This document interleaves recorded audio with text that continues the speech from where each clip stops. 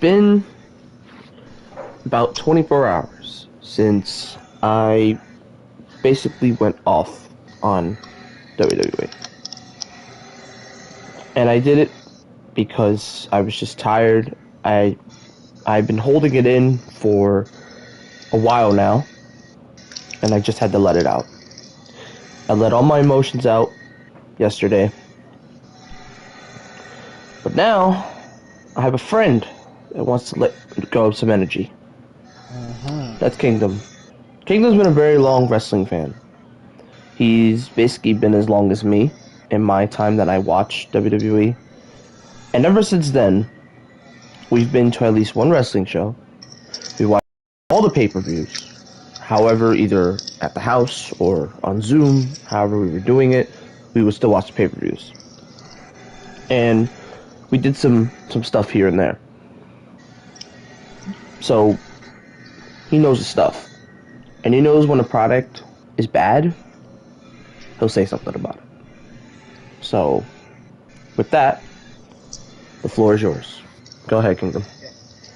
Well, thank you guys so much. My name is Kingdom Goat, aka Manny. Anyway, I want to talk about a little bit about how I became a big wrestling fan and how and why I believe the product is now failing, and why WWE is proving to be lower than I expected. Which it can be higher, right or wrong, Brian? Yes.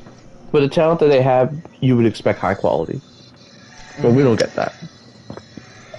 We don't get the same anymore. Alright, so, real quick, my story. So, when I was living in another area during the time, I live in New York now, but I lived in Jersey for a time, in East Orange, Jersey, very black populated neighborhood. Anyway, proud of that too. So then, it was a Monday morning, I believe, or yeah, it was Monday. Monday night, the Monday before WrestleMania 27. Probably one of the best WrestleManias, I believe. The feud, and you know what feud was going on, Brian? You know the first two that pop up in my screen? Alberto and Edge? No. No? Taker Triple H and Undertaker. Triple H Undertaker. I had a feeling it'd be that. I don't know why I thought Alberto and Edge. I'm guessing because it went on first, but I don't remember. Yeah. It's been a while. Anyway. Yeah. So when I saw that, I was like, I asked my mom, "Hey, what's that?" She's like, "That's WWE. That's wrestling." I'm like, "Oh." And then after that day, I just loved the wrestling ever since. Watched almost every.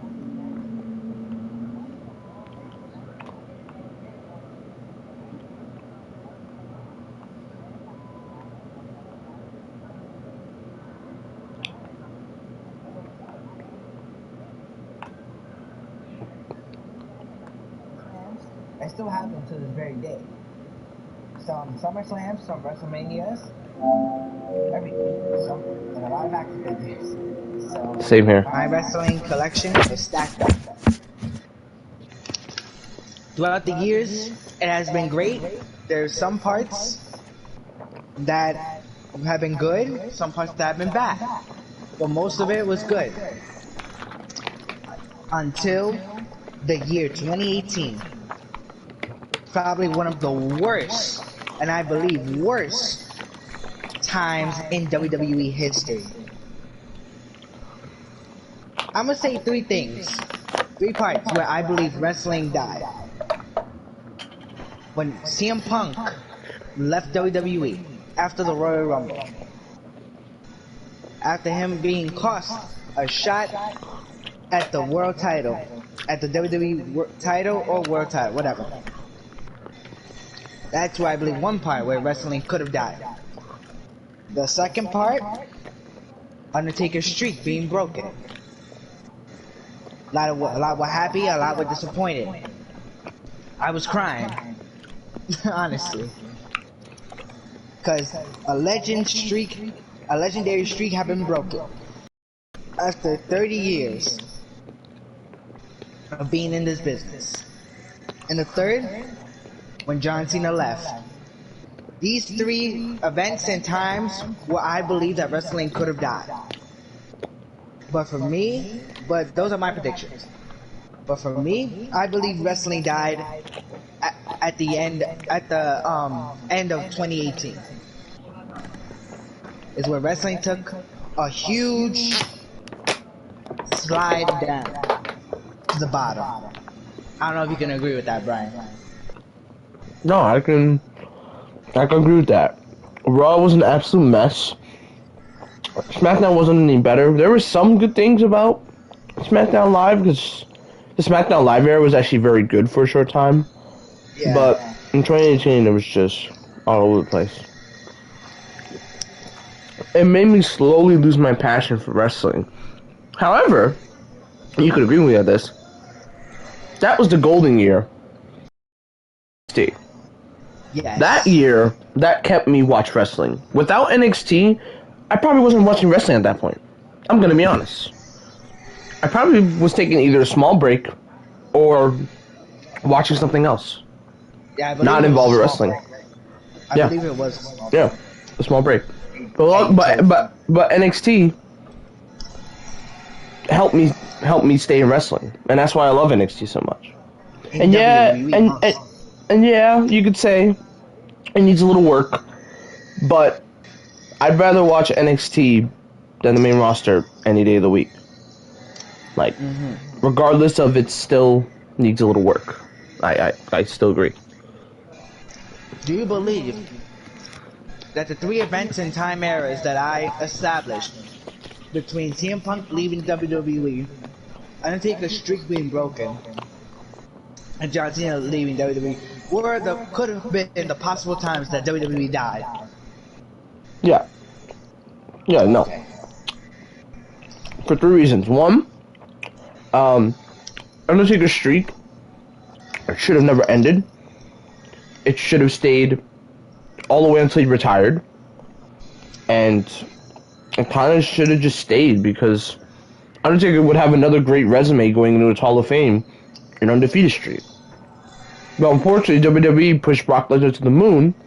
I'm sure they'll talk about that though when he's inducted, but still, yeah. But still, though, like, you should have let him have it, because that streak was one of the best things in Undertaker's career. The undefeated monster at WrestleMania. Who is that undefeated guy? It's Undertaker. And the worst part about that, there's a documentary thing that came out about that, and Lesnar not only threw like something at like almost hitting Vince, he also cried. So he also knows that he broke a streak that he loved in the past. Undertaker was one of his favorite dudes in the past. So to break that streak, he must have felt heartbroken. And I don't blame him either. I don't blame him. I would be heartbroken if I'm the guy who's going to break the streak. Because I don't want Undertaker losing that streak. And I'm going to be honest, after that, he really only had like 2 other good matches, and then he couldn't recover after that. Like, the Bray Wyatt stuff was good, but the streak was already broken, so it was weird seeing him there. It didn't feel the same. But other than that, it kind of just, Undertaker went away. I mean, he did end it on a very strong note, don't get me wrong. He had the Boneyard match. He ended really strong, so I can't deny that. Him retiring after that match makes sense. It was his masterpiece. And it was. Him and Styles had a masterpiece of cinematic masterpiece. It was brilliant. I loved it. So I can't even deny him retiring after that match. It makes sense. I did cry when I heard the reaction that he's going to be retiring. I'm not going to lie. It was emotional. Number 2. There was one more point. CM Punk leaving. CM Punk was basically one of my favorite promo guys, heel or face, in WWE. I prefer heel, but that's just me. Dude can cut a promo and could just go off on someone. And once that guy left, due to some Vince shenanigans with the contract, I lost all respect for, like, contracts and stuff. Like, I lose all respect. How are you gonna tell a man you need to re-sign a contract either before or after your wedding day. Bro, your wedding day, you're supposed to be enjoying yourself and enjoying the person you're getting married to, not worrying about a contract. Like, that's the thing I don't understand with this whole CM Punk thing. They didn't give him a few more days to sign the contract. They just said, you either sign on your wedding day or you're done. We're cutting your contract. Like, you should have told them ahead of time your contract's going to be due on your day that you're getting married. Just make an adjustment so you can get that contract done. But they didn't do that. They were so scummy about it, and that's why I don't like when these contracts come out. Like, look what happened with Brody Lee, which, by the way, R.I.P. Brody Lee, Luke Harper. They froze his contract twice! Yeah. And then finally in April, he finally got let go and was able to break free. So it's like this stupid contracting that they do. It's so fucking retarded. And that's why they messed up with Aleister Black. That is why they messed up with Aleister Black, because they forgot to extend his contract, and he left. Case in point. And then your third point, Cena leaving. Yeah, that's another good point, because there was no one else at the top of the mountain at that point. The only people they were building was, like, Rollins, Ambrose, Roman, and a few of the names, but I couldn't say, oh, they're the next John Cena. I can't say that. So that was also a very tough time, because Cena was gone. So I can't deny that. And Cena was one of the top faces. Now, obviously, Roman is obviously the face of the company right now, which, you know, makes sense. But back in the day, when Roman was a babyface, dude, no one liked fucking Roman Reigns. Everyone fucking shitted on Roman Reigns. So, yeah. And it's not even that I hated Roman Reigns. I was like, you know, you give him a heel turn, he could be something. And I was right. You give him a heel turn, he's a monster. You give him a face turn, you get weird results. So, it's not that I hated Roman. It's that the way they shoved him down our throats aggravated me. Like, they shoved Roman down our throats for a long time. They forced it. They forced him to win a title. And then he had a weak reign. And then when Rollins came back, finally Rollins gave some life to the title. But then even that, at that point... Didn't he get injured? He got injured. He got injured and then he came back and then he got cashed in by Ambrose. Even though I didn't agree with the cash in, but I mean, it was good for television, but holy shit, bro. Like, Rollins just came back. Anyway, It was good by Ambrose, too.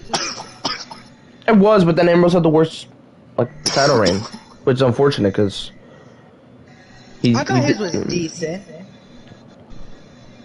I don't think it was all that, but it was decent. Ambrose's title reign. Wasn't as good as what he did in the other company. Yeah, for sure. No doubt about that, yeah. Yeah, that's my Cena point. There was no star that was built up to say he's the next John Cena. So that's why there was a problem in 2018 without Cena.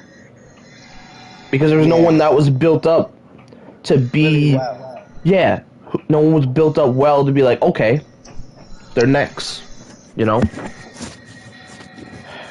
Yeah, but those are the three I would say that basically almost killed wrestling. I agree. Yeah. So, anyway, let's talk about the current product. The current product, for me, has been the worst product of wrestling I have seen. Out of my 7 to 8 years of loving this great sport, it has been terrible. Absolutely terrible. I was like, what is that? Is that the AC? Oh no, that's them working outside. Oh, I'm like, damn. They're setting up. They basically put a hole through my wall to connect the connector. They're gonna plaster it back though, but. Oh, okay, yeah. But anyway, yeah. So I feel like that the current WWE product has been the worst product, the worst storylines, the worst gimmicks, the worst rivalries of all time. Now, there's been a little light, though. Let me be positive with it. There has been a little light. And the only reason WWE and the product right now is not currently dead is because of one man. His name is Roman Reigns. Ever since the heel turn, Reigns has become an absolute different person. I believe that this reminds me of The Rock when he returned from Hollywood Except he didn't win the WWE. Wait, I don't believe he won the WWE title. Right. I believe. I don't know if you remember that time when The Rock. Do you remember that time? I think I When The do. Rock came back from Hollywood, he versed Hulk Hogan again. Then he versed Oh. Austin. Yeah, I think I remember that. It does remind me of that time because Roman Reigns did film or was a star in the current Hobbs and Shaw movie. Mm-hmm. We did see that. We also saw a new change, a new attitude, a new gimmick. The Tribal Chief, the head of the table. Ever since his debut, he has proven to live by his words. Now, supposedly, a thing that could also probably revive wrestling, him versus John Cena, Part 2. Could also be another key factor into reviving WWE. And John Cena just came back from filming Fast and Furious, a great movie. By the way, check it out. To be honest, and with the current, alright, now, since we talked about that, let's talk about the new release stars.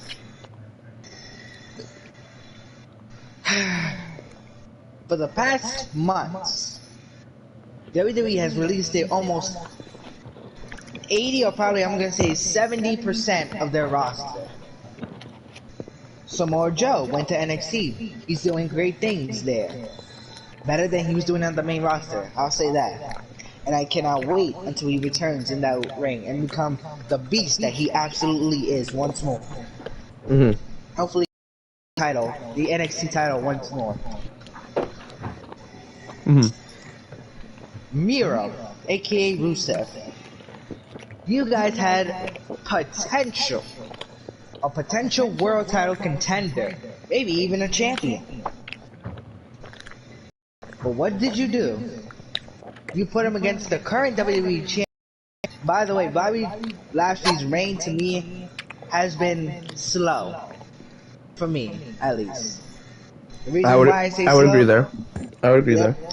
Because of him versus Drew McIntyre. Even though Drew McIntyre is a great athlete, I'm not blaming him. I'm blaming WWE's writers and Vince McMahon. Yeah, man, and they show that they can do it. The stuff that they did at WrestleMania was some of the best stuff I've seen from Drew McIntyre since the stuff with Randy Orton. Drew's been in a weird spot because I love Drew McIntyre. When he won the Royal Rumble and beat Brock Lesnar for the world title so easily, I flipped my shit. I was excited because Drew McIntyre deserved the WWE Championship because he just showed, how well he's came. Because he's come from way far beyond. He was with 3MB, and then put in the mix with some Baron Corbin BS. Then goes away for a while, comes back, and then wins the Royal Rumble, wins the Universal Championship. Oh no, not Universal. WWE title because Universal was on SmackDown at that point. Won the WWE title from Brock and went on a solid run. And that's why I respect Drew McIntyre because not only did he have a great babyface turn, he had way more fun with his babyface turn. He didn't just be generic. He wasn't like a weird version of Roman. No. He actually had fun with his face turn. That's what I loved about it. He'll fool around but then he added the 3-2-1 to the Claymore and everyone was doing it was brilliant. It was great stuff from Drew. I'm just saddened that if it affected him, which I hope he does get a new start, if the draft is true, we get a new start for him. I think SmackDown will be a perfect place for him. He'll not only fight Roman Reigns, who I want a rematch. Because don't get me wrong, that Survivor Series match was really good, but I want a rematch between those two. Damn, you missed out. You missed out. I mean, I saw that one on Stopping Grounds. That was the worst pay-per-view, I believe. That was the worst one they did. But the best one, I recommend the Survivor Series match. I believe that their Stomping Grounds match was better than their first match at WrestleMania.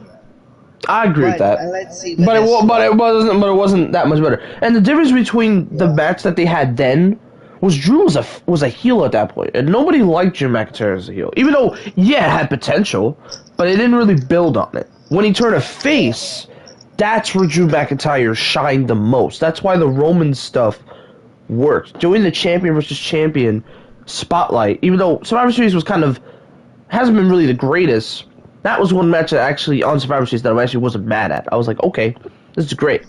It's good stuff. So that's why I want a rematch if Drew goes to SmackDown. If Drew goes to SmackDown, I want a rematch between those two. Because Roman does need new opponents. That was one thing I was worried about going into this year. Who is left? That we are worried about. Yeah, because the only other man that I could think of, and you can agree with me on this, the only other man that's ready for Roman is his buddy Seth Rollins, the Messiah. That's it. And just Seth Rollins, yeah. After that's it, nobody else. That's it. After that, I don't know who else. So... What WWE in general struggles with is building storylines now. WWE has failed to bring up very good storylines for a few years already, which they need to work on that. Anyway, let's talk more about the released superstars. I'm gonna start with Buddy Murphy. Buddy Murphy, probably one of the best cruiserweight champions ever, along with a few others. Once again, main roster debut happens. You have him with Seth Rollins. This I did not mind. No, I didn't mind it either. At first, I didn't mind it. Yeah. I was like, okay, this could be cool. It'd be interesting. Yeah, this can be cool. Another mentor thing between Seth and Buddy. It was working for a few months. Alistair and Buddy had wars on Raw and on TLC, which at that time, that was probably one of the best wrestling match in WWE in a while. Correct? Yeah, the stuff they were doing was really good. Then after a while, they broke them up. Actually, no. They had them in the in the Rey Mysterio feud, which at first had potential to be good. But then, after a while, it just dragged. And it was too much. The worst part about it, they had the fucking most horrible love story angle in between all of this. Yeah. They had Buddy Murphy and Aaliyah Mysterio, which that fucking... It was confusing at first. That shit pissed me off. I was like, at first, I was like, wait a minute, like, okay, I get it, but then after a while, I was like, then you just take her off. I'm like, what? You guys should have never did that if you didn't know what to do. Like, come on. It's ridiculous. But anyway, then they broke them up. Then surprisingly, Murphy goes back to tries to encourage Steph to go to follow him once more, and doesn't work.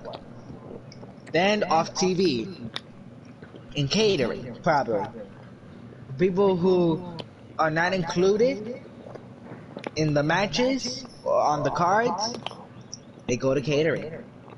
Yeah, and it's sad that most of the good talent that WWE doesn't use goes to catering.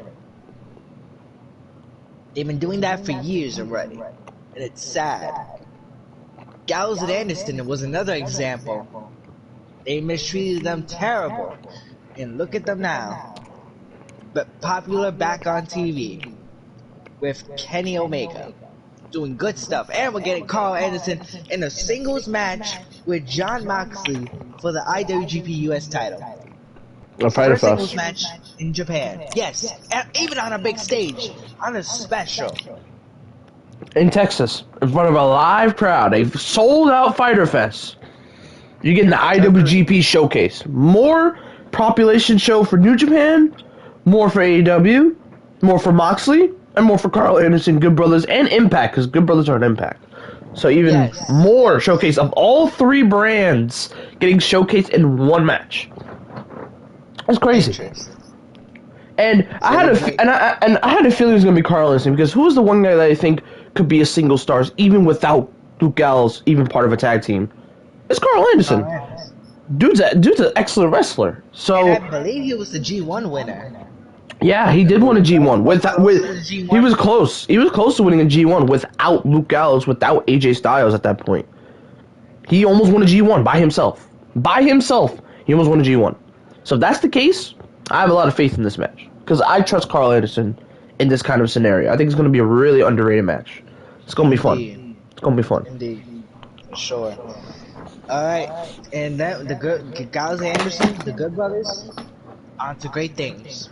Another talent that I will say again, Miro and Rusev.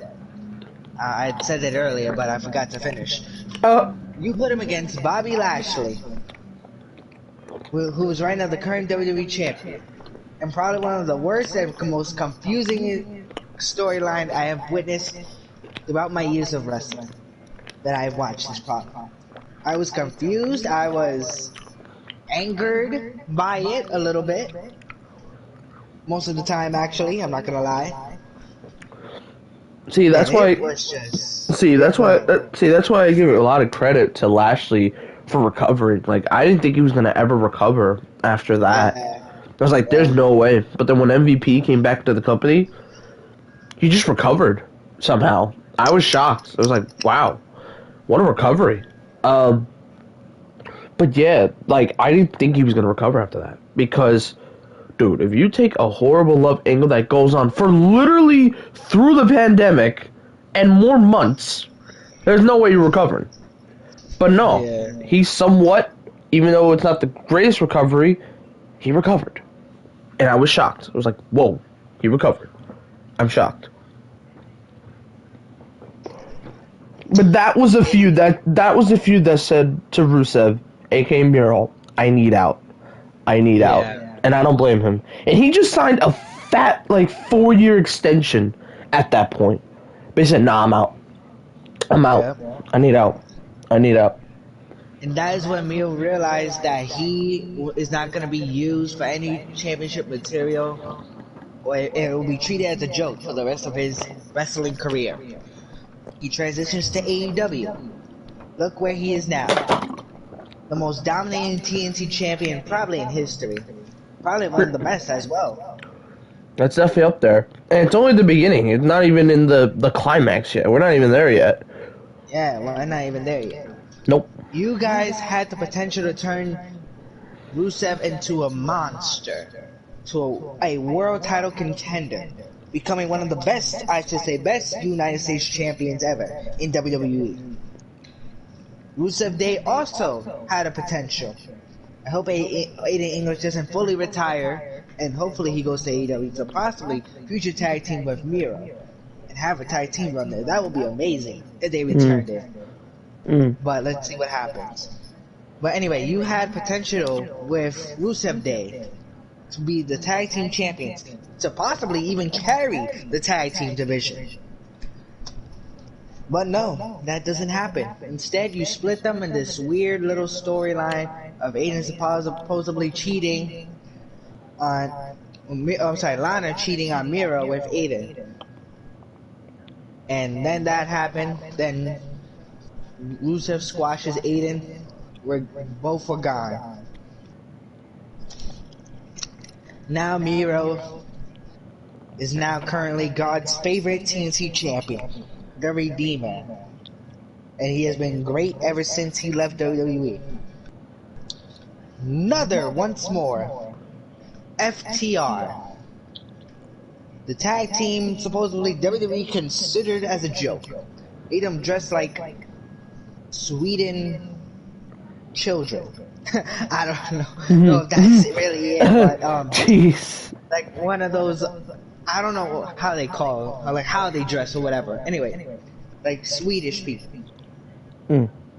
They made them look like jokes. If you guys saw in the picture, even the Young Bucks made fun of it. That's how hilarious it was. Yeah. Ever since that, FTR said no. We're not going to be treated like jokes, even though they were respectful of WWE, probably because of NXT and only NXT. Yeah. They were respectful because of that, which I respect that. Because NXT treated them like legends, future tag team legends. And that's what AEW is doing as well with them. They are also probably one of the best AEW tag team champions ever. Even though it was a short reign, but they did a great job. AEW did amazing with them. And now look at them once more. Probably with the top factions in wrestling today, the Pinnacle. And now they're about to have a dream match, either at Mm-hmm. Fyter Fest Night 2 or Fight for the Fallen. Who knows? Hmm. All right, let's go. Let's see another one. Aleister Black. Now, no, let's take a moment here for a second because this is a big one. Aleister Black. At first, you treated him with respect by having him team up with Ricochet. Back when they were a tag team and they won the Dusty Rhodes Classic, I believe, right? Yeah. And they won that, and they had the honor to fight the new tag team champions before they went up to the main roster, the War Raiders. Yep. And then that happened. First, at a while, it was going okay, it was going good for both Ricochet and Aleister Black. Then, out of nowhere, they suddenly split up. They go separate ways. I believe Aleister Black was on SmackDown. Ricochet was on Raw. He had a weird little feud with AJ, even though it was a good match, or a decent match. It was a weird little feud. Then gets traded to Raw. Helps the Mysterios out for a little bit. But then after that eye poke, that was it. That was the last straw. He disappears, he returns with looking like a pirate. Even though the potential heel turn could have been great, you made it into garbage.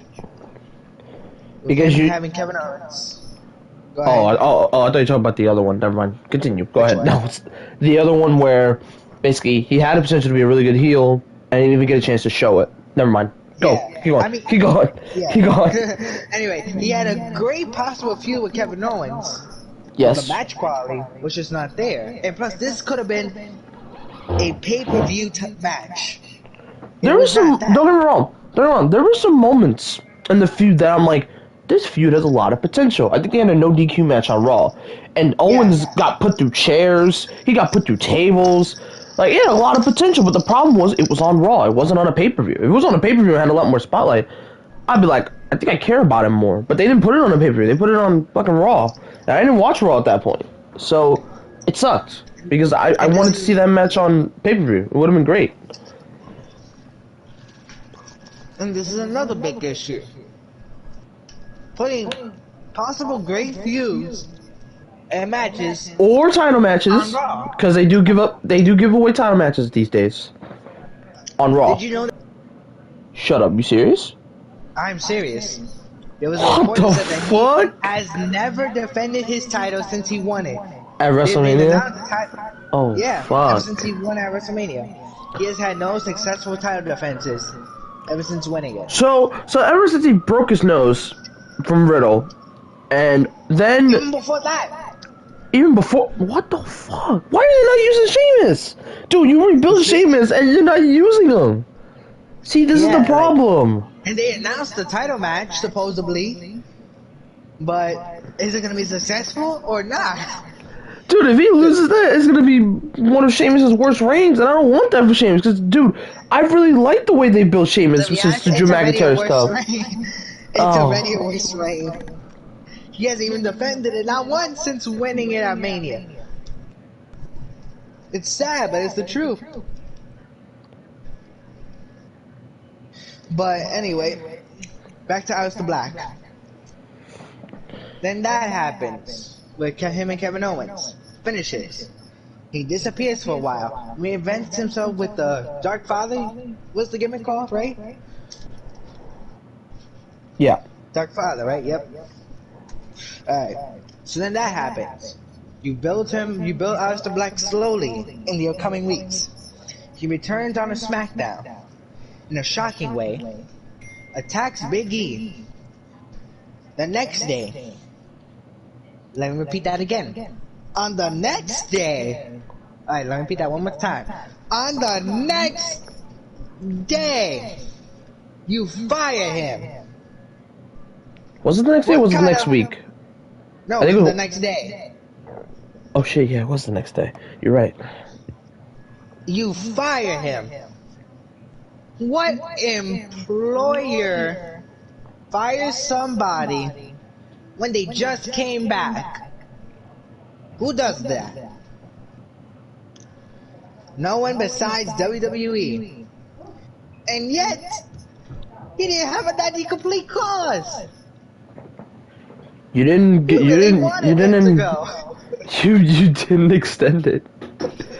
He didn't extend it like dummies. I know this might sound weird. I actually want to find out who does, because I know people might say, "Oh, it's Vince that does a 90-day complete clause." I don't think it's Vince. You text me? Oh, no, yeah, about the movies. Sorry. Excuse you, Manny. Go ahead. But yeah, I mean, while he's gone, we're gonna talk about that. So, even on movie. Oh my god, okay, now I'm talking about movies, damn it. Even 90 complete clause. Like, what? You don't... I'm sure that he probably has a lot of assistants for each and every little thing. Especially on the contracts. For sure. For sure.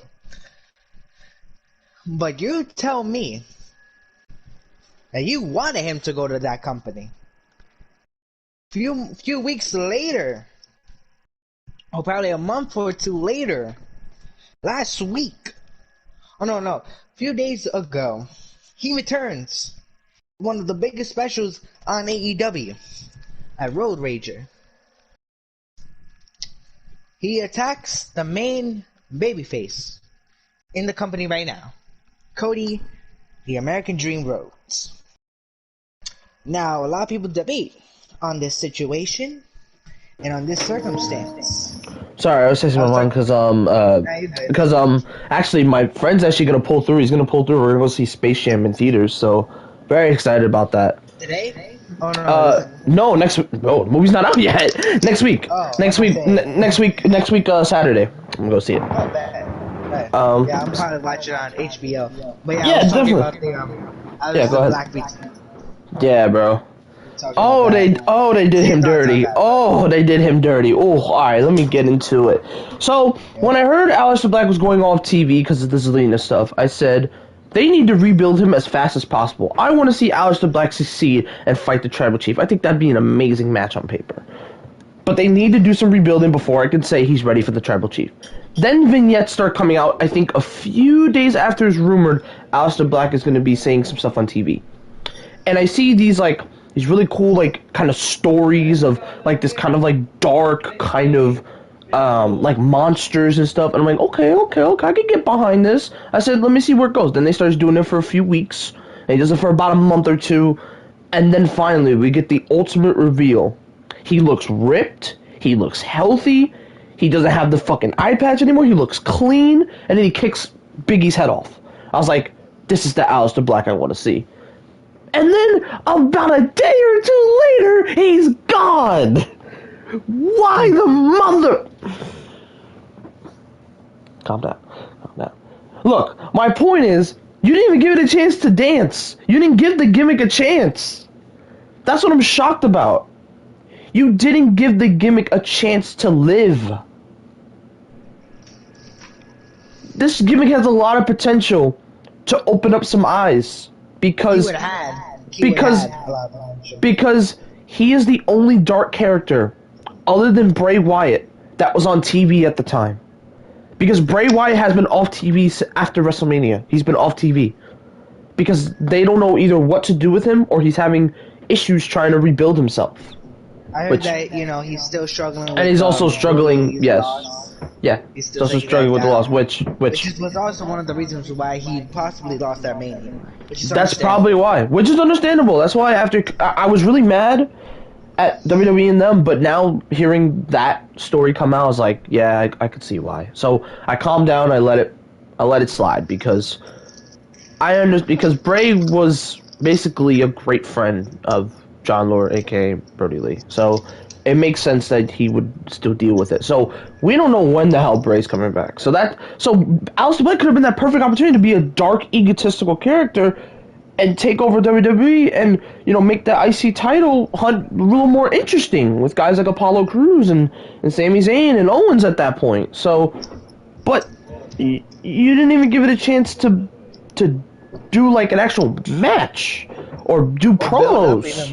Yeah, do promos or something. You can still do vignettes if you want, but like let him talk about Big E. Let him talk about his weaknesses or something like that. Like you had a lot of potential with that feud. Let's all be honest. You had a lot of potential. What did you do? You didn't even give him a chance. You didn't give him a chance at all. You did not give him a chance. And but you know what happened? Only to give him a chance. And you know what happened? It backfired. Because the next, aka last week, Malachi Black was born. And he is on a mission to prove all of you wrong. He's going to prove that WWE messed up. Miro's done it before. Any other WWE release has done it before. Moxley's done it before. But now Black is going to really prove why WWE messed up. He's going to show why you don't release a man and not extend his complete cause. And he's going to run through that roster and show who Aleister Black truly is. Because I know in his mind he wants revenge. I know in his mind he is hurt. He's lost respect. He wants that respect back. He's going to earn that respect. So, you done fucked up, WWE. You done fucked up. Because, technically, Aleister Black could have went literally anywhere after hearing the complete clause stuff. He could have went anywhere. He could have went to Impact. He could have went to MLW. He could have taken his talents to Impact. But or NWA. Or NWA. But no. He said he wants to do it in the biggest spotlight, in front of the most people, and to make a statement. And he went to AEW. I know a lot of people are getting tired of the WWE signings, and I understand. I do kind of agree. Oh wait, actually, I want to talk about that real quick. Even though, yes, Aleister Black did, or aka Malachi Black, attack Cody Rhodes, and of course there's going to be backlash. Understandable. Understandable. I had a feeling that was going to happen. Yeah, for sure. WWE deserves it. Because they don't know how to make storylines or treat their talent well. Yeah. This is why stars are going to AEW and joining them because they can make stars. Even though I think that they can focus on the women's division a little bit more. But for the men, they can make stars. That is the point. And Brian can agree with that as well. Yeah. I know. Now most of the reaction was holy shit. Yeah. But there was still a few people that were still either sad or like sad for his WWE career but excited to see what he does in AEW. Dude, I even got one of my friends to possibly watch AEW because after this. Remember the guy you was talking to yesterday, Tyler? Yeah. If Aleister Black or Ricochet goes to AEW, I might start watching. Lo and behold, he goes to AEW. So now he's probably going to start watching AEW. So that just shows. Yeah. Sure. But which, by the way, I feel like that Ricochet needs to escape from WWE. I want him to go back. I want him to go back to fucking Japan. I'm gonna be honest. Or even go to MLW/Azteca Underground. They treated him like a king there. Yeah.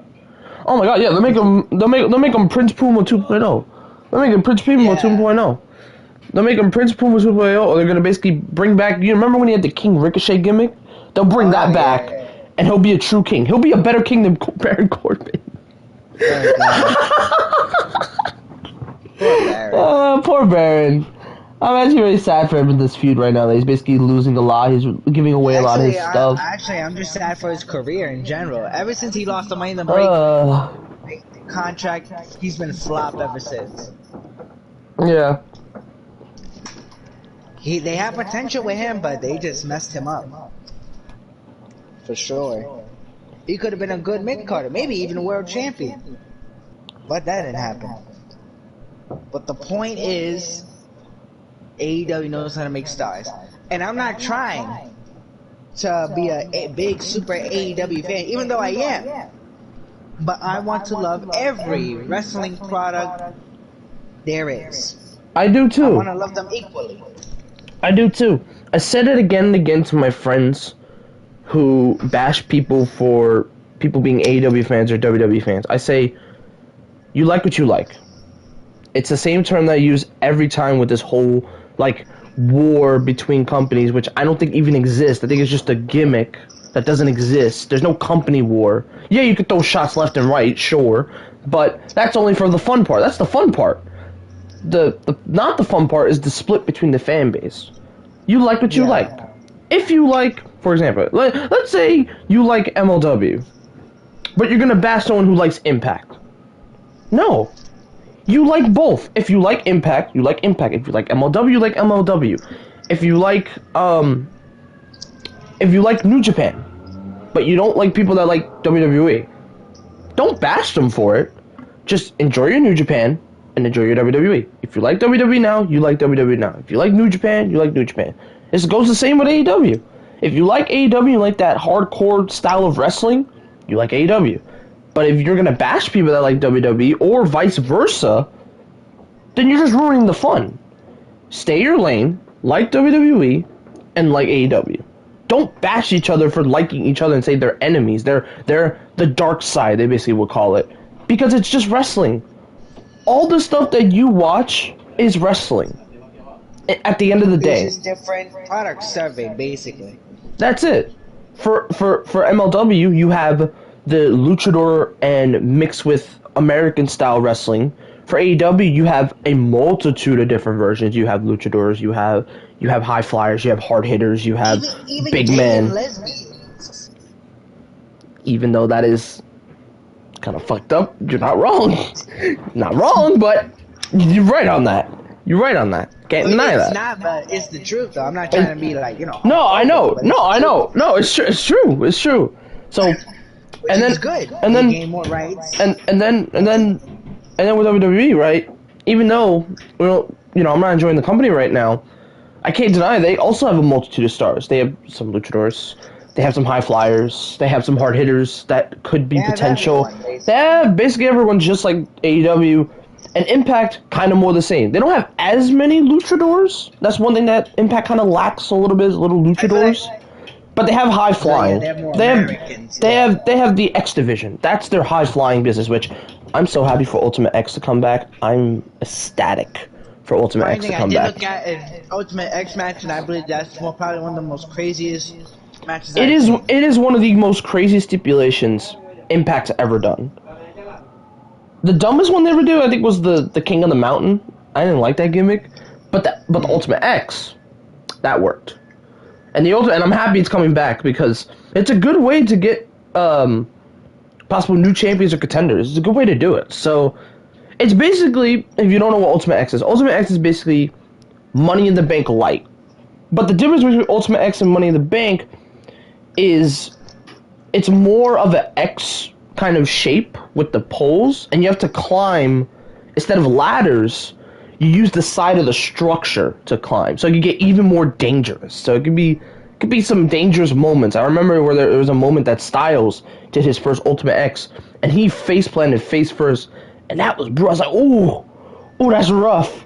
But you can do some crazy. You can do some Hurricane Ranas off that. You can jump off it. Like you can do all types of stuff with Ultimate X. So yeah.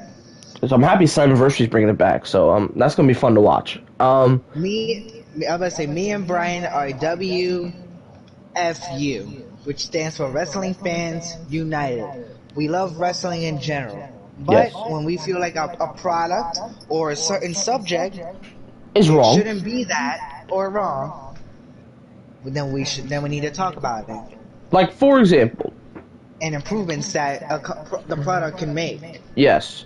For example, Cody Rhodes. Before this whole Malachi Black thing started, he was in a bit of a down way. He was in a weird feud with QT Marshall. Yeah. More of a hiccup.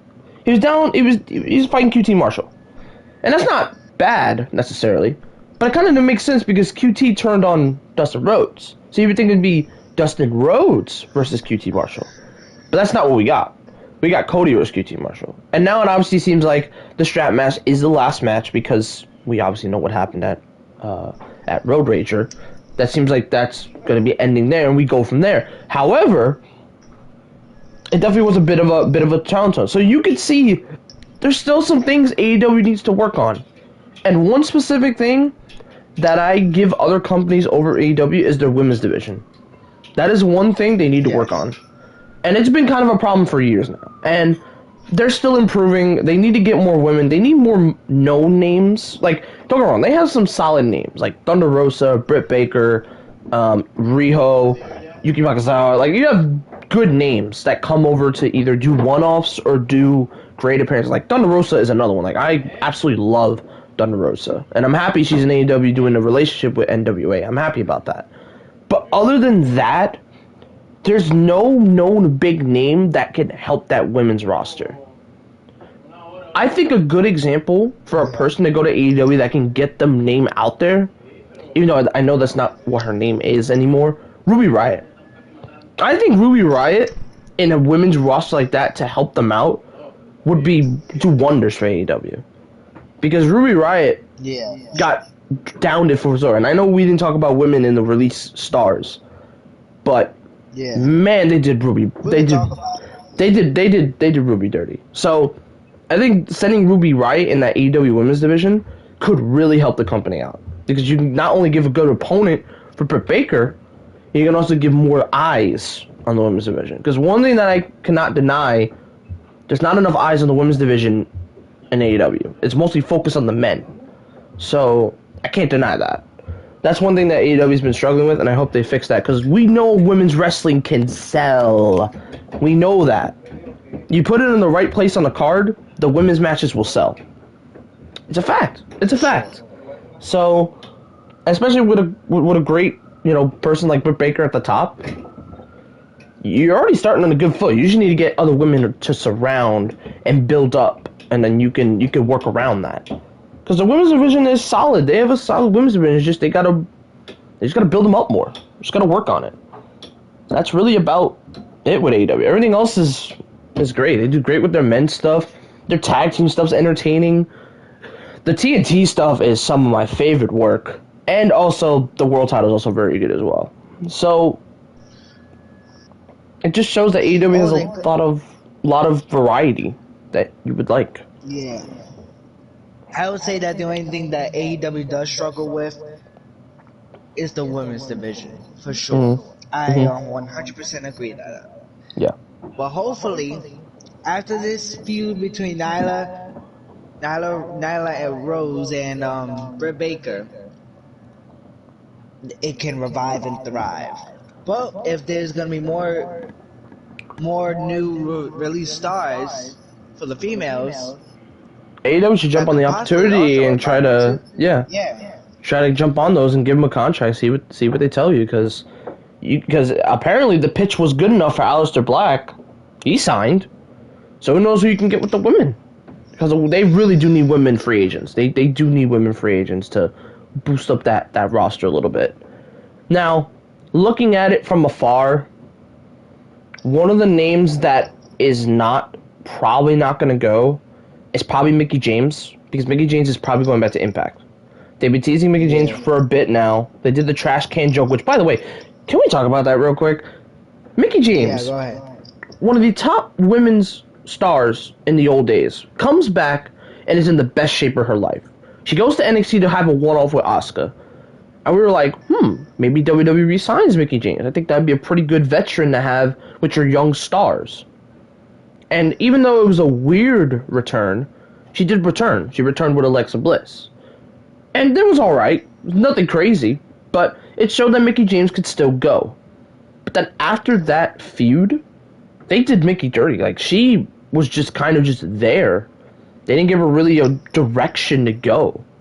And I felt bad because Mickey can be a really good veteran to lead the young women, you know? Put some women over. But they didn't really do that with her. They kind of just let her sit and rot, unfortunately. Catering, basically, for Mickie James. And that's not who Mickie James is. Mickie James is a former women's champion and a woman that has basically revolutionized wrestling in a way, because a lot of people are like, oh, wasn't women's wrestling just like divas and sexy women? Yeah, for a short time. But then when, say, the girls like Trish Stratus or Lita or Mickie James, when those women go out, they actually have women's matches. They have wrestling matches. So, especially with the stuff with like Trish and Mickie, always good stuff. So, that's why I felt bad when she I was happy she got her release, but she got like the worst release. The dude at the company put all of her clothes in the trash can. Come in here, okay? He's gotta come in? No, it's okay. Right. Oh, okay. Hold on, what just happened? Oh, dude's coming in. We're still working on the AC and stuff, taking pictures. James.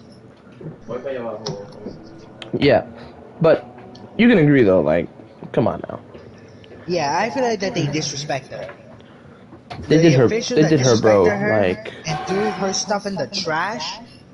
You're disrespecting a legend, a former multi-time women's champion in WWE and in Impact Wrestling. Disrespect.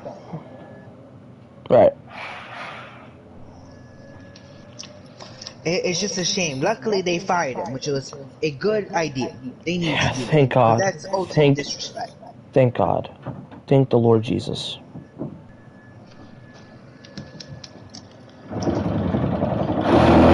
Anyway, sorry about that. They're working on the AC. I'll just say this, my last thing. That this product, WWE's product mostly, needs to change. I don't know, Brian, if you're agreeing with me about giving it the rest of the year, because you did say that you are done with WWE yesterday when you said it. Yeah. Now, do you mean it, or are you really going to give it a year, just like I am? I'm going to continue what I've been doing. Watching highlights and staying with the company. And maybe watching pay-per-views if I feel like it. For Money in the Bank, I said to myself yesterday, I'm probably not going to watch Money in the Bank. I probably am going to watch Money in the Bank, because I have a tradition in the big four pay-per-views. I watch every pay-per-view of the big four. So Money in the Bank, WrestleMania, Royal Rumble, Survivor Series, and I think that's it. Yeah, that's it. So those 4 or 3, I watch those, because not only could it be a nice reset for me to see what's next, it also gives me an idea on where WWE is going. So I probably will watch Money in the Bank. Now last year though, I actually did miss Survivor Series live. That was the first year I missed actually Survivor Series. But I was kind of glad I did, because it wasn't the greatest Survivor Series, but Drew McIntyre and Roman was good. But other than that, it's kind of just an okay Survivor Series. Nothing extraordinary. It was kind of a weak Survivor Series, because they had to work through the pandemic, and also they couldn't do the Raw versus SmackDown thing, so that was also kind of affected. So, but yeah. So I probably will watch Money in the Bank. But I think the best thing for me. Actually, wait. Do you want to watch it together? I was gonna say, I think the best thing for us is to watch it live, because if I did it on my own, it wouldn't feel the same. I want to feel the crazy moments, because, dude, I know the Money in the Bank ladder match does not make any sense this year, but for the men, there are some crazy dudes that do some ladder stuff that could really help them out. And there are 2 names specifically, and those names, right, are John Morrison and Ricochet. Those 2 in the match already, oh, and Kevin Owens too, can do some crazy ladder spots. Especially Ricochet. Ricochet can go stupid mode. If you let him go out, he can go stupid mode, bro. Like, some of the stuff that Ricochet does impresses me every time. Like, because that's the problem. Like, I feel so bad that he got buried so badly, even though he does the most impressive stuff. Like, Bro, he's been in a ladder match before, and he is he experienced. has. He has. The stuff with the North American title. One of his, most of his best ladder match work that he's had. And stuff. Has he been in Money in the Bank before? I don't think he has. No. So this is his first. I don't Okay. think so. Okay. Yeah. Damn, how is it his first now? He could have already been in one. Never mind. Yeah, but no, like guy and a guy that is always veterans in ladder matches, John Morrison. He could be the star of the show. I'm gonna be honest. John Morrison is excellent in ladder matches. The stuff he's also the most experienced too. Yes, most experienced. Did you see the stuff he did at? I think it was WrestleMania 24. I think it was. Of course. Dude, I watched that ladder match. Crazy ladder match. Dude, he did that freaking moonsault ladder spot where he like hold the ladder, just moonsault on everyone. That shit looked brutal, bro. But it shows that he's an expert at ladder matches. And hell, he even had a really good WrestleMania ladder match, even though it was a triple threat ladder match, not tag team. But it was 3 people with 3 members of one team, and he had a ladder match, and Morrison shined. Morrison shined in that match, like for real. So. Agree. Well, that's why I'm like, yeah, the people that are in it are not really worthy, except a few, because most of them qualified. A lot of them are not worthy, but I can't deny there's still some great talent in these ladder matches. And I swear, if the ladder matches show off again this year, I swear if they show off again and they do nothing with all these people, it's just another add to the line of cross-line of... Disappointment. Right. Disappointment. Because I bet all these men are going to show off in the ladder match. They're going to go off in the ladder match. But they're not going to do anything with them. Especially whoever wins the Money in the Bank briefcase. Especially. Because whoever wins the Money in the Bank briefcase, they better have a long Money in the Bank rival. Like, because... if they don't have a long stint and they just cash in on the first day, bro, I'm going to be absolutely triggered. Because they don't need to cash in. That's the thing I hate about the Money in the Bank these days. They cash in either on the day of or the day after. Why not wait until WrestleMania or wait until, like, the night after WrestleMania so you get an even bigger reaction? Like, why do it, like, on the spot? Oh, yeah, SummerSlam, too. Oh, SummerSlam, yeah. We've had tons of catches at SummerSlam. Remember the Randy Orton one? That one shocked the world. Everyone was like, this was the heel turn. Yeah, everyone was like, because, like, when I saw the feud going, I'm like, maybe Randy does win the Money in the Bank and turn heel. And lo and behold, I was right. He cashes in, he turns on Daniel Bryan, everybody hates him now. But it worked because the story was there. And for the women... don't hurt yourselves. Because I don't know what to tell you about the women. That's probably the least one I care about. To be honest, I really don't care about the women. I don't care either. I don't care. It's sad to say because the women were popular for a while. The first couple of ladder matches. Yeah, the stuff with the ladder match with Sasha Banks and Ember Moon, and I forgot who else was in it. That was a great ladder match. It was Alexa won, I believe, right? Yeah, I believe Alexa won that, even though I didn't like that. It was still an enjoyable ladder match. It was one of the best ladder matches they had. Because the first one, a man won it, James Ellsworth. I'm sorry to say that. The second one, a woman actually won it. Carmella actually won it straight up. She had a rematch on SmackDown. She won it. And then after that, then they had an official ladder match, and that was the one that was like, okay, the women can't do a ladder match. So a lot of people were concerned of women doing ladder matches, which I wouldn't blame them. You know, women don't usually do ladder matches. They're very fragile compared to men. But no, they show that they can handle a ladder match. Just like they can handle a tables match or a chairs match or something. They can handle it. But you have to do it in the right spot. So that's why there's so much talent. Like, if I were to give you a talent ratio of this group, it's pretty talented. You have Alexa, who can be a really good girl in the promo, who usually is, and also has some great moveset. Same with Liv Morgan, very unique, very different. Nikki, I swear if I see Nikki in a cape, I'm gonna yell. Just saying.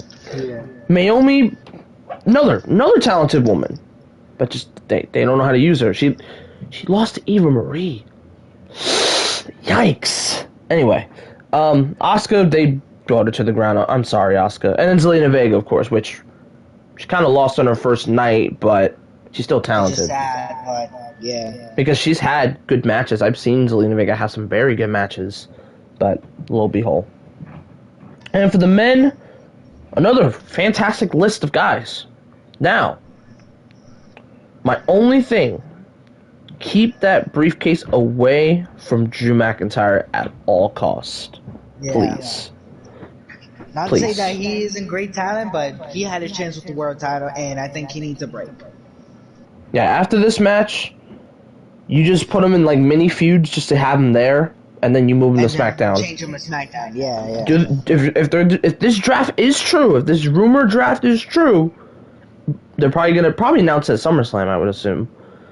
If the draft is true, if the draft is true and the reset is coming for both brands, Drew McIntyre must be your most priority to move him to SmackDown. What if here's the thing. What if they put John Cena versus Drew McIntyre at SummerSlam? I wouldn't mind that. I wouldn't mind that because Drew can argue I'm one of the top guys now, which is true, but they just kind of overused you a little bit. A Cena feud wouldn't be bad because these two, they barely fought each other, and it'd it'd be kind of interesting with promos and stuff. So it'd be a money match too. It definitely would be a money match. It definitely gets some eyes on Drew McIntyre for sure. Like, I understand, people want Roman Reigns, John Cena challenge Roman Reigns for the Universal title, but to be honest, I feel like that John Cena doesn't need the Universal title. To be honest. It would be great to see a part 2, but I don't think he would need it. Well, what says he wins that match though? It could help Roman because if he wins, he gets not only a lot more heat on him, it also gives him that achievement of I beat John Cena twice. He could say that now. If he beats Cena, he could say that, and it could help him even more in this heel run. Because at the moment, I don't see him turning at all. I see him staying as a heel for most of the year. He should stay a heel for probably the rest of his career, honestly. Either the rest of his career or maybe a little more towards down his little career, then you can maybe do a small tweener. But other than that, you don't turn him face at all. You keep him heel for most of his run because it fits him well. But yeah, no, that's why, like, I wouldn't say Cena wins it. I say Roman retains it, but it gets that either respect or acknowledgement of I beat John Cena. I beat John Cena twice. So he could say that. But I understand where people come from, like, what about if you do John Cena and Bobby Lashley? I was like, yeah, no, I think you could do that because those two barely fought. I think only once, I think. So another match would be nice, and they haven't fought in years, and those two have changed. Like, Lashley used to just be a horrible babyface. Then he went to other companies and became a heel, and now he's a heel. And Raw kind of needs the power, and John Cena can be that. So, and you don't even need to draft Cena. You can just have him as a free agent, switching over brands. So, yeah. So it's definitely interesting on that end. Yeah, very interesting. But yeah, to close up, I think personally, we just hope that and pray that WWE changes. Right. Because this is the final time. Not the final time, but the final time I would say by the end of the year, if WWE does not change, then we are not watching the main roster no longer. We're not. It's sad, but that's going to be the reality. If this does not change. If I'm in a party with my friends, I'll just be like, oh yeah, sure, WWE's cool, this and that. Like, I'll just pretend like, yeah, I watched it or whatever, when really I didn't. So yeah, that's what will happen if that happens. But yeah, I'm gonna close us out by saying thank you guys for watching on our little rant, and hopefully Mm-hmm. the next time we do this rant podcast, hopefully we don't have to do a rant, but hopefully we do a review or a rant. Hopefully by the end of the year. I hope we don't have to do another rant. I don't want to rant on. Yeah, I want to say good things for the future, but I don't know. sure. It's odd with WWE these days now, but we will see the next upcoming months. Yeah. Thank you all.